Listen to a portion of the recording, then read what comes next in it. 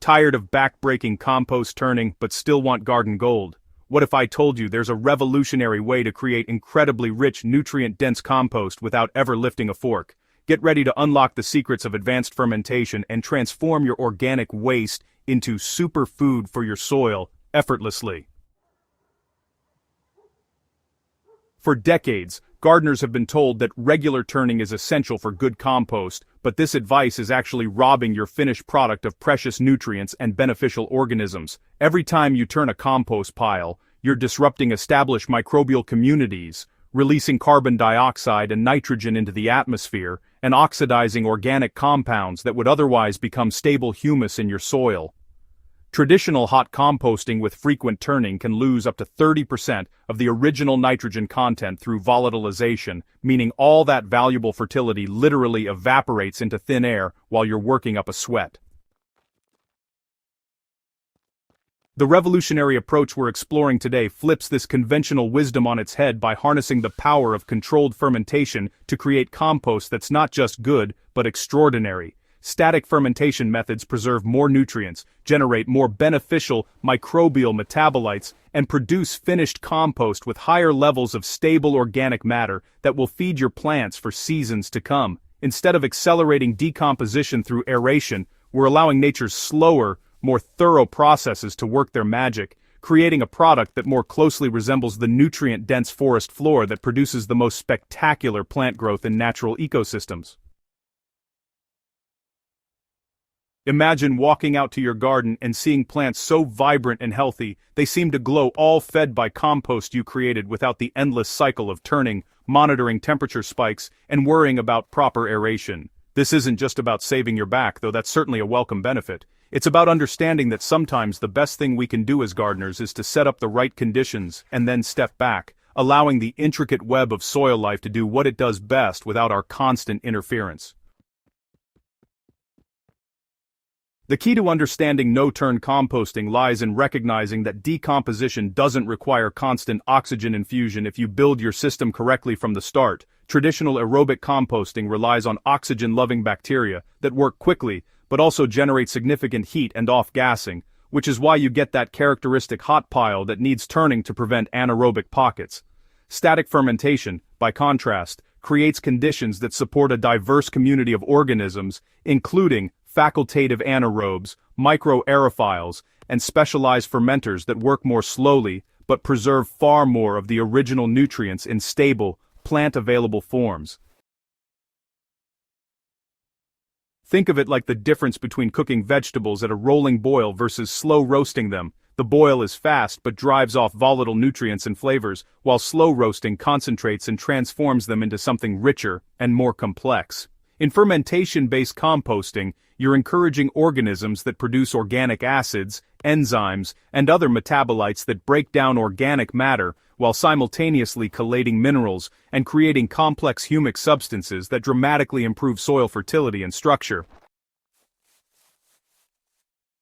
The perfect recipe for static success revolves around getting your carbon to nitrogen ratio right from the very beginning, typically aiming for around 25 to 30 parts carbon to 1 part nitrogen. This is slightly higher than traditional hot composting ratios because you're not trying to feed rapid bacterial reproduction that requires more nitrogen. Instead, you're creating conditions for a slower, more complete breakdown that involves fungi, actinomycetes, and fermentative bacteria working in succession. The higher carbon content also helps maintain structure without turning, allowing for passive air exchange through the pile while preventing the waterlogged anaerobic conditions that create unpleasant odors.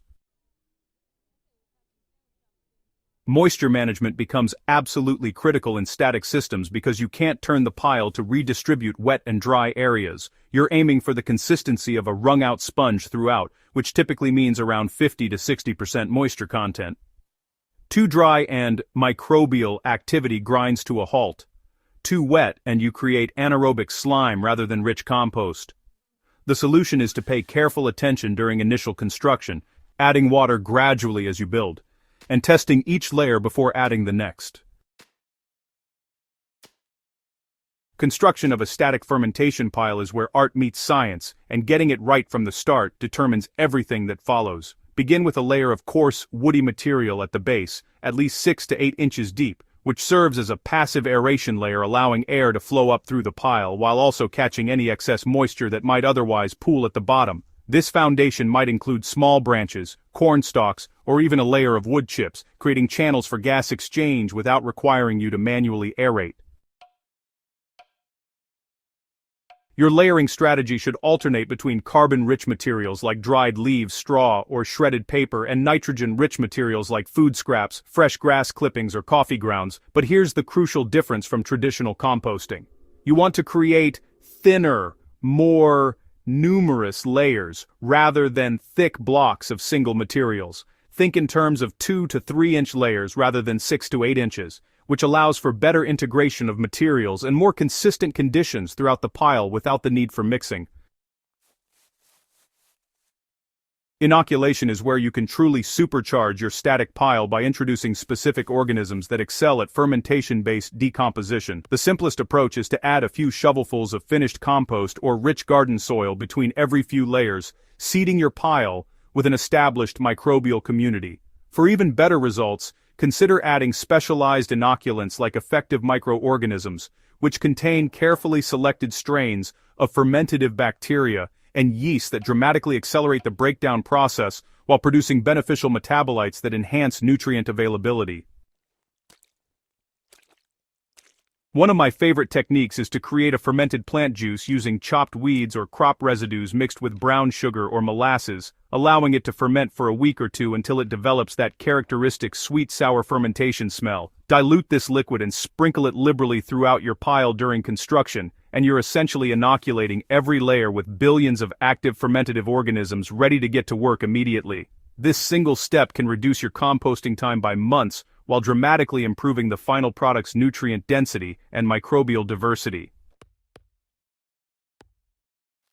The final consideration in building your power pile is sizing it correctly for static success. You need enough mass to maintain biological activity and generate some heat, but not so much that the center becomes completely anaerobic and putrid. A pile roughly 3 to 4 feet in all dimensions hits the sweet spot, providing sufficient insulation while allowing for enough passive air exchange. Once constructed, cover your pile with a breathable tarp or thick layer of straw to maintain moisture and temperature while protecting it from excessive rain or sun exposure. Even with perfect construction, you'll occasionally encounter challenges that require intervention without completely rebuilding your pile. The most common issue is unpleasant ammonia or rotten egg odors, which indicate that conditions have become too wet and nitrogen-rich, creating pockets of putrefactive bacteria rather than beneficial fermentation. The fix doesn't require turning the entire pile. Instead, use a metal rod or piece of rebar to punch vertical holes throughout the pile, creating channels for air exchange, and top dress with a thick layer of carbon-rich material like leaves or straw to absorb excess moisture and rebalance your carbon-nitrogen ratio. If your pile seems to stall completely with little visible progress after several weeks, the culprit is usually either insufficient moisture or lack of nitrogen to fuel microbial activity. For moisture issues, use that same metal rod to create channels, but this time, pour water mixed with a liquid inoculant down each hole, rehydrating the pile from within. For nitrogen deficiency, create a trench around the pile's perimeter and bury fresh nitrogen sources like coffee grounds or diluted urine, allowing nutrients to migrate inward without disrupting the established microbial communities in the pile's interior. Seasonal adaptation is crucial for year-round success with static composting. During winter and cold climates, insulate your pile with extra layers of leaves, straw, or even old blankets, focusing on maintaining biological activity rather than achieving hot temperatures. Fermentation-based decomposition continues at much cooler temperatures than traditional aerobic composting, often remaining active even when outdoor temperatures hover near freezing.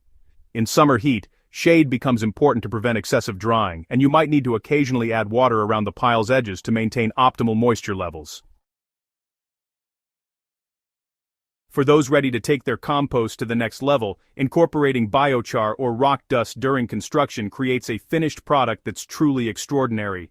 Biochar, with its massive surface area and ability to hold both nutrients and microbes, acts like a luxury apartment complex for beneficial organisms while creating permanent improvements in your soil's structure and fertility. Add about 5 to 10% biochar by volume, mixing it throughout your layers. Rock dust, particularly basalt or granite dust, mineralizes your compost with slow-release trace elements and provides grit that helps fungi and bacteria break down other organic materials more efficiently.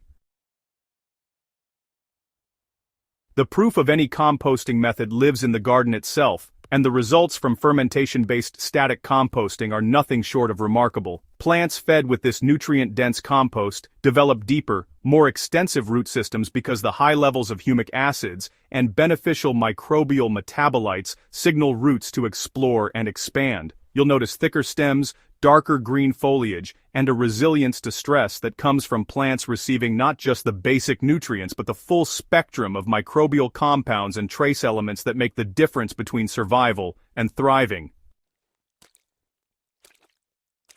When you harvest vegetables from beds amended with fermentation compost, the difference is unmistakable. Tomatoes have deeper, more complex flavors, leafy greens stay tender longer, and root crops develop that perfect balance of sweetness and earthiness that tells you they've been properly nourished.